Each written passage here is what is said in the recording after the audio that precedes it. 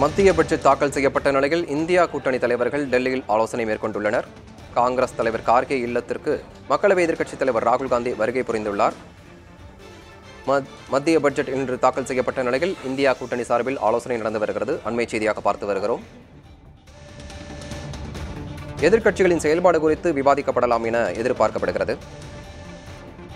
இன்று மத்திய நிதியமைச்சர் நிர்மலா சீதாராமன் பட்ஜெட்டை தாக்கல் செய்த நிலையில் இந்தியா கூட்டணி சார்பில் ஆலோசனை நடந்து வருகிறது.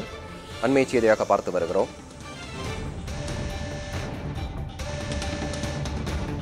நிதியமைச்சர் நிர்மலா சீதாராமன் தாக்கல் செய்த பட்ஜெட் எதிர்பார்த்த அளவுக்கு திருப்திகரமாக இல்லை என்று பல்வேறு கட்சியினரும் தெரிவித்து வரும் நிலையில் இந்தியா கூட்டணி சார்பில் இன்று ஆலோசனை நடந்து வருகிறது. தற்போது அண்மை செய்தியாக பார்த்து வருகிறோம்.